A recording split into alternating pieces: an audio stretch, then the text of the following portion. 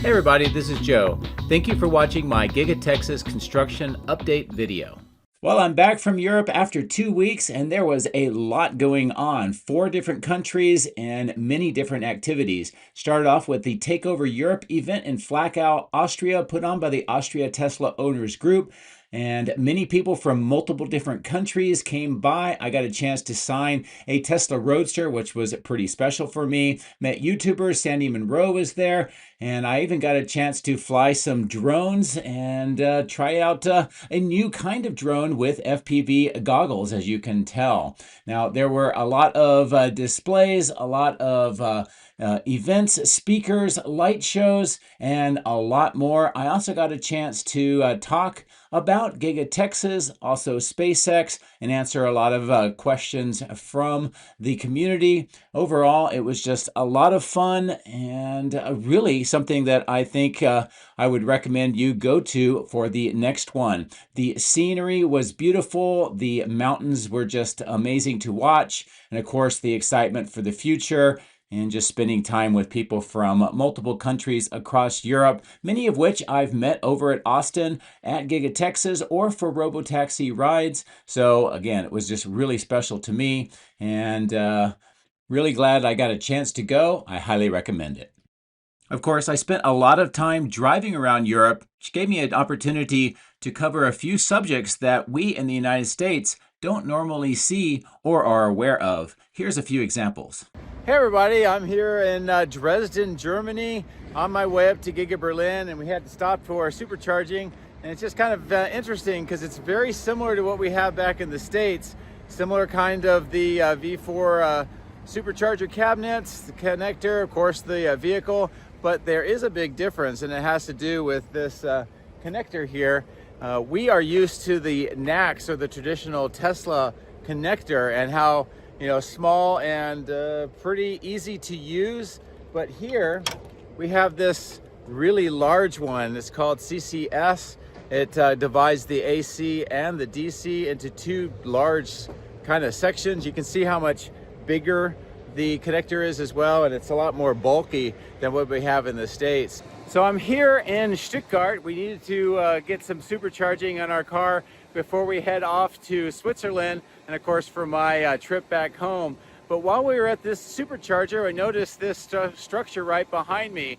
And this is actually something that you see around Europe and other places around the world, not so much back in the United States, but this is a pop-up store.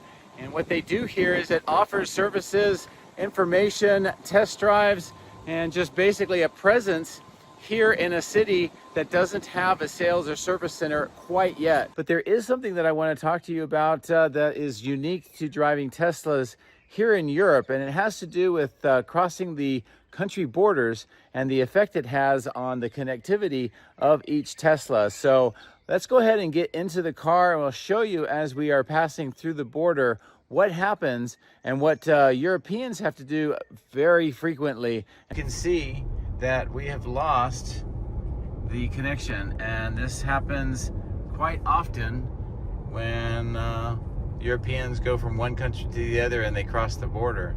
So from what I understand, the only real solution is to do the 2-finger reset, and of course allow the Tesla emblem to come back in, reset, and when it does, then it is ready to work in another country.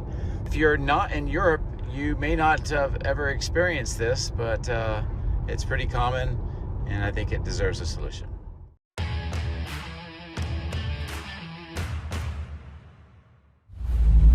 Something big is coming. It will change the world. It will change your thinking. It's gonna be huge. And of course, the highlight for me on this trip was going to Giga Berlin, meeting drone operators Tobias Lindh and the Wolfpack Brothers, Andreas and Robert. They have been covering the construction of Giga Berlin from the beginning and inspired me to do what I am doing here at Giga-Texas. and just getting a chance to meet them in person, talk with them, learn about what got them started with the drones, and of course sharing a tour of the factory with them and just watching their expressions and their enthusiasm about different parts of Giga Berlin that they discovered inside, that they saw being delivered or being constructed, and seeing it with their eyes for the first time. I do have videos on these interviews with Tobias Lindh and the Wolfpack Brothers on my YouTube channel, and I would recommend you take a look for more information. And finally, I just want to give a personal thanks to Peter Hostetler from Switzerland for being my driver, eyes, translator, and cameraman throughout the trip. And of course, Andre Basina from the Czech Republic for giving me outstanding tours around the country and also sharing a lot from his YouTube channel and coverage of high-tech items, Tesla, and much more. So thank you very much to Peter and Andre. So now what everybody's waiting for, let's get into the drone, fly around, get some updates of what Giga-Texas looks like today. My drones are ready and raring to go. Let's go flying over Giga-Texas.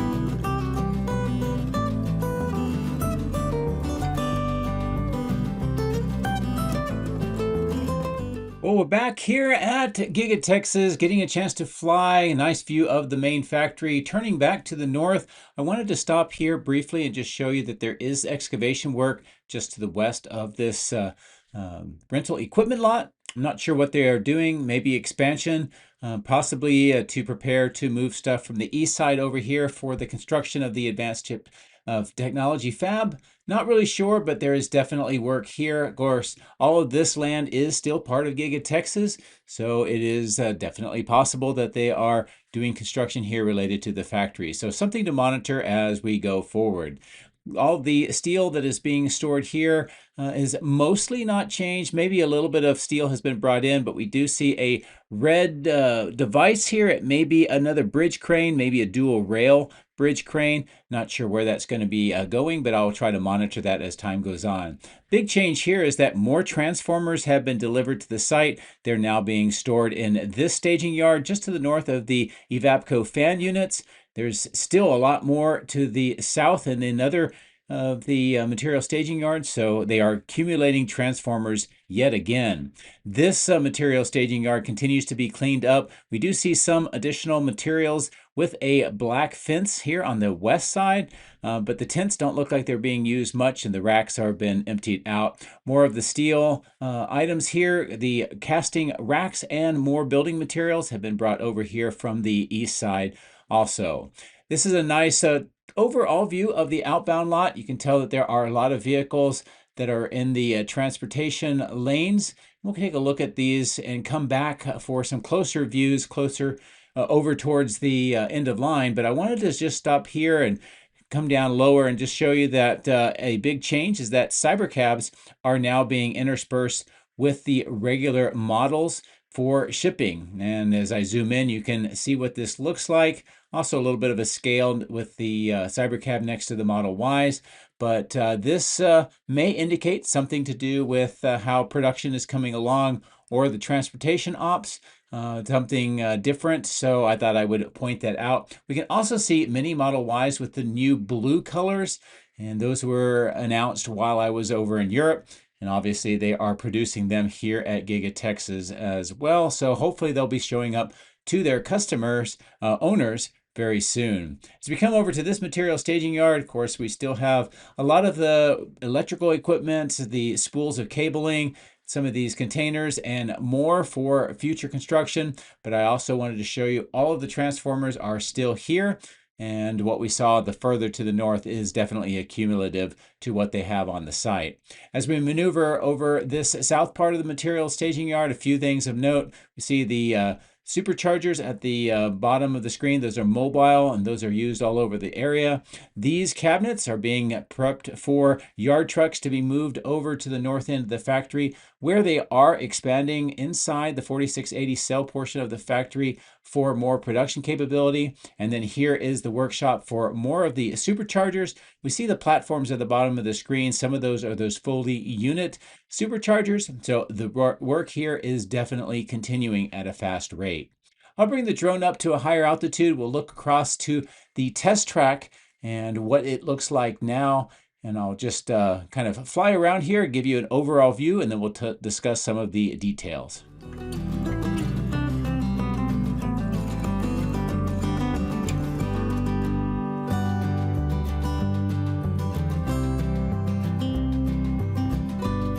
So we can see that it's partially operational. Much of the markings have been placed onto the track, and at the bottom of the screen, we'll get a closer view here. There are some cones. The inset video was shot yesterday by a friend of mine from the ground. You can see Cybercabs driving on the test track, and even through the trees, it's a pretty good view. This is where it was happening on this section of the roadway where you see the cones. And you can see the tree line off to the left. That's where the video was taken. So they are definitely using it to some degree, and it seems to be mostly Cybercabs. And I'll show you a test area that is being set up a little bit later. But right now, we'll just fly along the west side of the track itself. You can tell that some of the infield still needs to have the track finished up and have the asphalt poured. But otherwise, they have been adding a lot more of the testing items on the long straightaways for that central oval. And I'll bring the drone down lower here. First on the south side, as we get a little bit lower towards the ground, you can see that they have lanes set up with these yellow dividers, very long lanes as well. I'm not sure what the purpose of this is quite yet, but when we start seeing more vehicles drive here, we'll get a much better idea. It could be maybe kind of marshaling the vehicles ready for testing. On this side, we see some more of those yellow fences, but in a larger track, and we see rumble strips on the left-hand side, and that is used for testing noise, vibration, and harshness for vehicles. And you can see some different versions of those off to the left with different spacing. More of those lanes at the bottom of the screen in yellow. And as we get over towards the east side, this is that setup that they are making for the testing. You can see that there's 7 Cybercabs. You can see the curved awnings on the ground getting ready to be put onto these posts that are in the planters. And there's going to be 2 of these covered sections, probably because of sun and also weather. Also, there's a trailer off to the left, and there's a portable latrine. So this is semi-permanent operations that will be associated with the track until they probably build some more permanent buildings. But that allows them to use the track right away as they continue to do the construction. This is more of that agile project management and construction philosophy that Tesla uses. We can see that with the test track as well. So I'm going to maneuver here on the south side, and we're going to resume over by the south end of the end of line where we see some more Cybercab activity.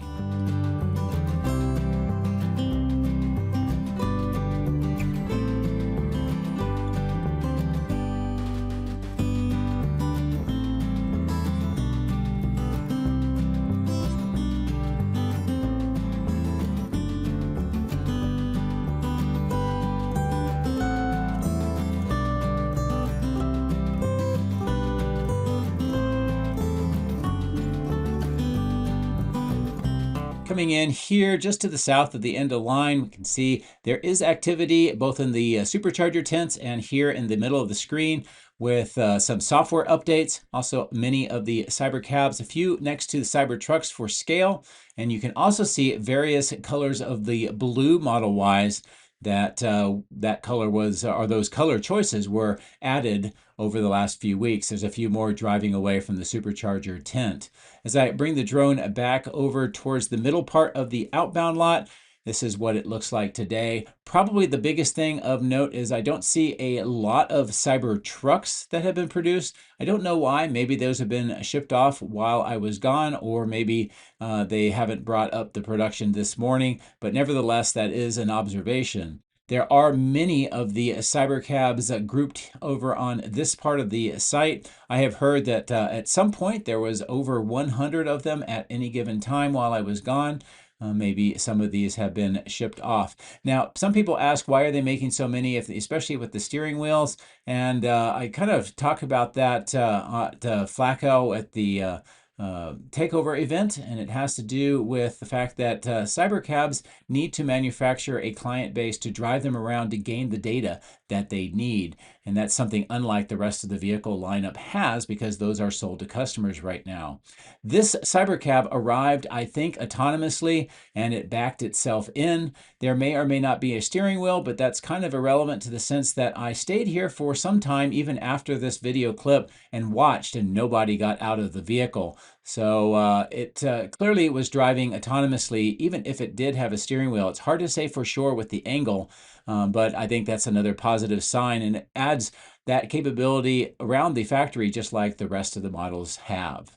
As I maneuver over the end-of-line facility, looking back towards Giga-Texas, this will be a quick view of what is going on at the north end of the end-of-line as vehicles enter for final processing. We can see the direct delivery center, and that canopy on the right, the third one, is still missing, and that went missing before I headed off to Europe. So let's cross over the highway and take a look at Model Y production.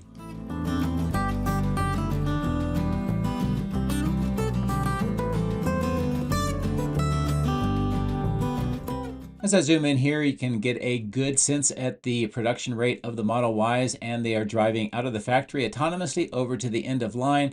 While I was positioning the drone, I could see many more of the Model Ys coming out, so that production is definitely continuing at a pretty good rate. As I maneuver towards the main entrance, would have to say that after my trip to Giga Berlin, as nice as this entrance is, I really did like Giga Berlin's better, especially with all the graffiti on the factory itself. Giga-Texas, by comparison, looks a lot more industrial, and maybe someday they'll allow some graffiti or some other coloring on the factory. But if you get a chance to go to Giga Berlin, that is something that I would recommend, and you can tell right off the bat it has a completely different character that I actually liked, especially with the entrance that was open to the public, unlike Giga-Texas. As we wrap around the south end, a nice look at the three escape tunnels and the grass around the side of this part of the building, and of course the cyber pond flying around the river road here onto the south. I didn't see any cybercabs coming by on this section of the road while I was flying, so instead I thought I would bring the drone up here by the cooling towers, repositioned to fly along the parapet wall, and go over to the exit point for the cybercabs. And there's actually one at the bottom right of the screen leaving. I just mistimed it. But we're going to continue over to the exit point where we're going to see many of the cybercabs lined up. Many of them also are sporting for the first time the cybercab details.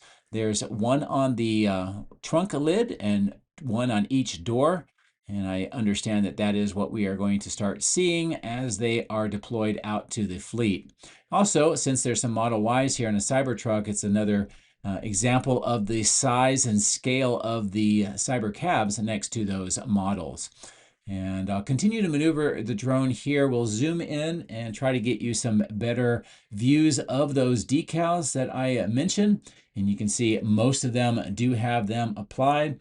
Inside this part of the factory is the end of line from the production line itself for the Cybercabs. And at the south part of that, there is an area for applying the decals. So I kind of expect that that is where that is taking place. It's also where they used to put the wrap on the engineering versions of the Cybercabs. So they're probably repurposing that for these decals. This material staging yard, the biggest thing of note is most of the wooden crates that had parts for a new production line inside the factory have been moved in over the last 2 weeks. So that may give us a little bit of an insight into how that production line is coming along.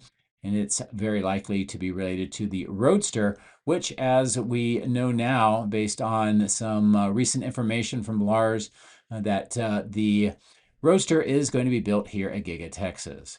As I maneuver closer to this large water retention pond, the biggest change over the last couple of weeks is this retaining wall on the west side. It's going to need to connect into the other walls, and then I believe that this will be fitted with a liner so that it can retain the water, very similar to the cyber pond on the south end of the factory. As I maneuver towards the east, keeping the zoom in, this gives you that view of that wall, that retaining wall, and how the pond is coming together. Also, the recycling center and these workshops at the bottom of the screen. I believe later in the video we're going to see evidence of this being prepared to be moved and relocated to new workshops and a center being built farther to the north. And the reason why, of course, they are doing that is that this section of land is where that joint venture with SpaceX for the Advanced Technology Chip Fab will be constructed. And today we actually see some more of the basic construction underway. Just to the north of this workshop, which is partially being disassembled, we can see that there is pier work underway. This appears to be geopiers.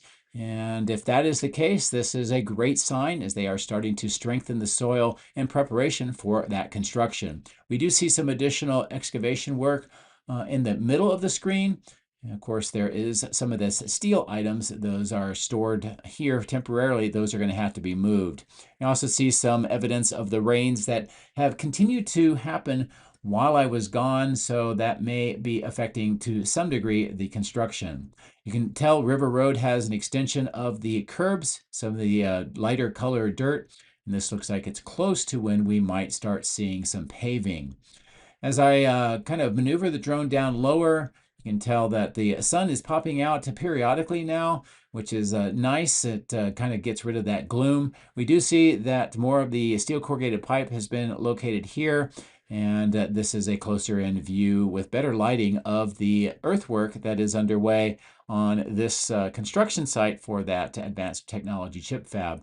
Also, a better look at the geopier work underway here in the center of the section, and a couple of the augers at work, or at least one of them is, and then the compactor here at the middle of the screen, that tall black pier device that is used to compact all of the crushed granite in to make the piers, or at least the gravel, I should say. As we cross over the West Warehouse on Wheels, wanted just to get a closer look at this recycling yard, which will eventually be relocated, and fly over these trees and look at the material staging yard and some of the trailers on this part of the site. Not a lot of change per se, although there is some excavation work at the bottom left of the screen. And of course, the wind tunnel with the new electrical system has been put into place, but we did not see any activity there at the time of my flight. I'm going to come back here briefly, zoom in and take a look at these temporary chillers. This is related to that thermoplastic injection molding for the Cybercab panels. Also, that temporary loading dock is still there, although there's less of the kind of hoses that used to go up to the top there related to those temporary chillers. Next to the secondary main entrance, looks like some of the work that we saw with temporary structures has been completed. There is some more receiving doors being built as we just passed by that, and some more of the materials along with the castings here next to the melt center. Now, this is one of the big things that's different between Giga Berlin and Giga-Texas. In Giga Berlin, they've moved most of the handling and maneuvering of the castings inside the building. And here, with the Model Ys and the Cybertrucks, they're on the exterior, but the Cybercab has them inside just like Giga Berlin had. So you can see that there is some cross communication and adoption of the casting handling systems between the two factories. As I fly around the power poles, and I'll bring the drone back down, also wanted to show you the Cybercab kind of bucks that are here that have been used as part of the setup of the Cybercab production line. Looks like most of them now are just being stored here on the north end, and a great view of that. There's more of the paint stands for the Model Y bumpers. It looks like all of them are now being grouped over here and being moved away from the north part of the paint shop. So I'm going to stay at a lower altitude when we move around on the north side, taking a look at the casting and the melt center, some of the aluminum wheels here. That's another difference between Giga Berlin and Giga-Texas is the melt center is here at Giga-Texas. They do not have a similar unit at Giga Berlin, but they do melt down some of the scrap aluminum from the castings there and reuse it. So some similarities, but nothing like what we see here at Giga-Texas. As we maneuver towards the 4680 cell portion of the factory, we do see some concrete trucks and a pump truck putting in concrete inside. I've been noting a lot of concrete being excavated out and some expansion work. There's a new permit, actually several of them, that talk about the cell tabless expansion. And also some of the cabinetry that we've seen being delivered, and there's a few here today. This is part of expanding the battery cell production capabilities here at Giga-Texas and bringing all of the various production lines online, and that will help with the production of batteries. Similarly, at Giga Berlin, we are also seeing a preparation for 4680 cell production over at that factory. So combined, there's going to be a significant bump up of the batteries that Tesla is able to produce now at two different factories here at Giga-Texas and at Giga Berlin. And those are all for the 4680. So I think that's another very positive sign for the company. As I maneuver here towards the electrical switch yard, there are a few things that I did notice. First off, there is some work with underground vaults for conduit, and this is new. Also see three of those rounded top workshops that have been added in just south of that water detention pond. More of the steel parts for the power poles are being stored here and on the north end, but none of them have been installed yet. The bases, those kind of black hoop-like structures next to the fence, are still here, so there is some more work that needs to be done before we see these power poles installed. A great view back towards the main factory. Again, more evidence in that water detention pond for the heavy rains that have been here over the last couple of weeks, and then at Cortex 2, some of the materials being stored on the north end, particularly on the right, some of those blue wrapped items which are HVAC ducting. As we fly along the west side, we can note that most of the transformers and electrical systems have been installed, but we're waiting for the Megapacks to arrive. That will be part 2 of the Megapack installation. Part 1, as you see here, is already operational, and that's supporting Cortex 2's data center as it is partially operational. I would expect to see the rest of the Megapacks put in by the end of summer, and that'll be something that we can monitor. As we get to this corner of Cortex 2, it looks like both of the fan cooling units are now fully assembled. Also, still some of the temporary chillers at the bottom of the screen to augment these plants. There's 3 of the fans on part 1 working, and part 2 has most of the superstructure in, but some of the pipes and manifolds still need to be installed, and we see some of these white wrapped items needing for installation too. There is an excavation on the bottom right or left of the screen. That'll be something I come back and check on my next video. There is a lot of change here in the middle section. More of the workshops have been installed and set up, and there's more that are underway. And you can see that with the kind of the dirt section on the right. This is where I think some of those workshops are going to be relocated to from the east side to prepare that land for the construction of that advanced technology chip fab. Here's a good look at all of the workshops here in the middle section. And more where the dirt is. I think this is a really great place because they're going to continue to need to make those pipe segments to fill out not only Cortex 2, but most likely to support the Optimus factory, which is being built behind the drone further to the north. So I'm going to maneuver around here. We're going to fly up along this section and then return back to the die shop before we go to the farther north. I just wanted to give an overall shot of what is going on here. All of the concrete has been reclaimed. We see big excavation lowering the grade throughout this section. The Lippmann concrete crushing operation is completed. All of their equipment is gone. We can see that they are spreading out some of the dirt here to flatten out this entire grade. So that is worth watching. We may see some additional construction. As I pull away over the tree line, I just wanted to see where the River Road extension is coming through. This is where it is up to this point.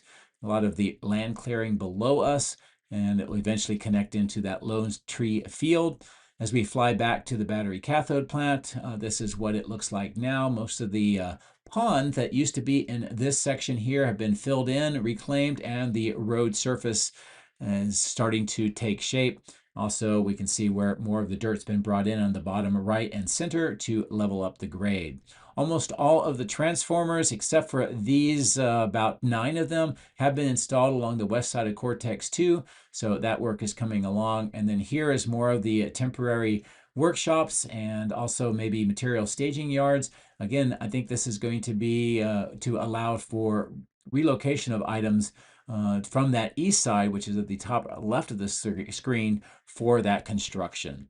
So I'm going to maneuver around here on the south end, just giving a view of the crash test facility and the crash test dummy new steel facility at the bottom of the screen and how all this looks. I'm going to bring the drone up to a higher altitude, and we're going to relocate all the way to the far north and see what's going on with the Optimus factory construction.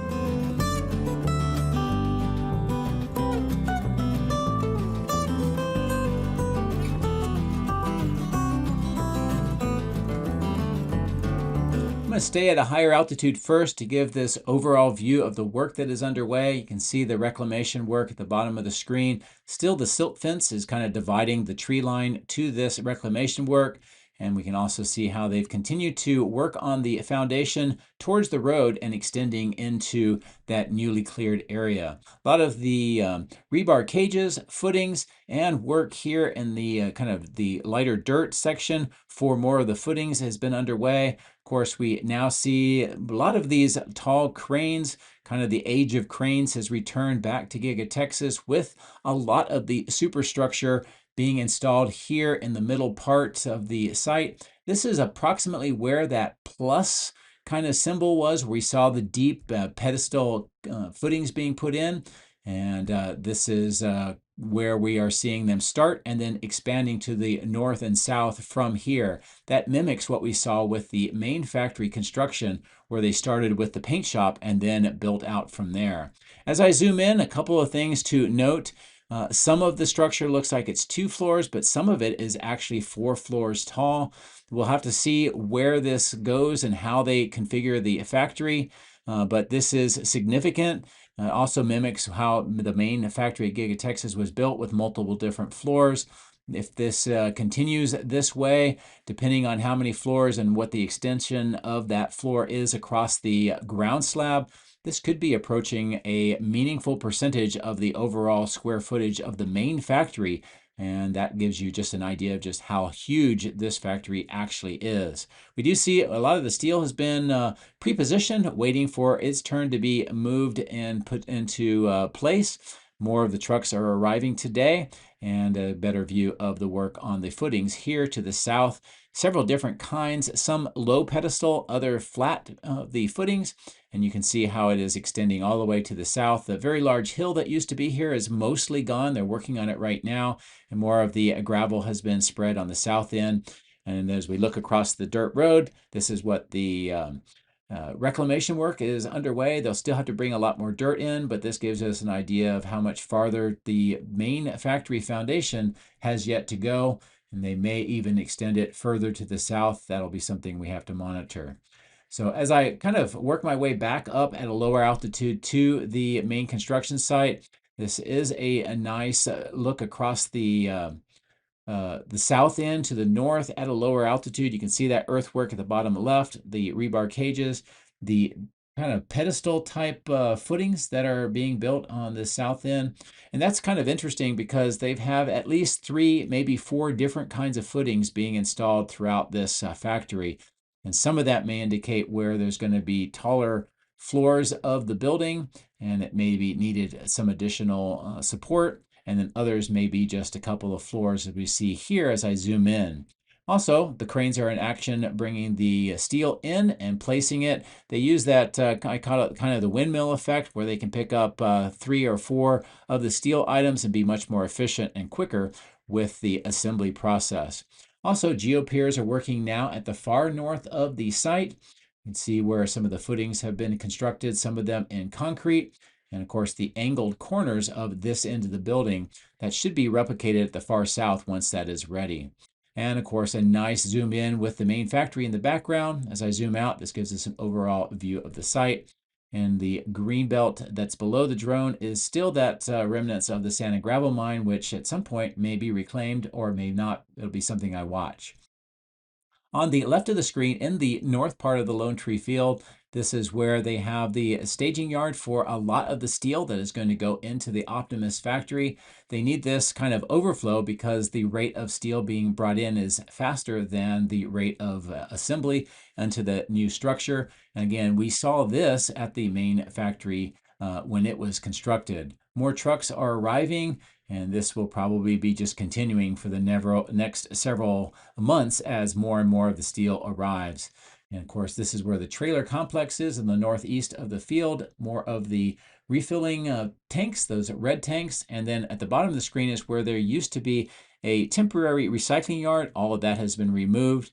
And as we stay at a lower altitude, once again, the Lippmann concrete crushing operation is now complete. All of their equipment is gone, and the grade work is continuing. Interestingly enough, at the bottom center of the screen is that old smokestack, which is the last remaining part of the original baghouse plant for concrete manufacturing here before Giga-Texas was built. I don't know why they're keeping it. Most people don't know what it is. Probably I'm the only one now, but it is interesting to see that kind of relic of history. So I'll bring the drone up to a higher altitude, just give us this overall view of the construction of the Optimus factory to the right, the extension, the work with River Road at the bottom of the screen to extend it to the north, the complex of structures for the cathode plant, die shop, and Cortex 2, and of course the main factory with that advanced technology chip fab construction site. It's great to be back. Appreciate your support. Take care.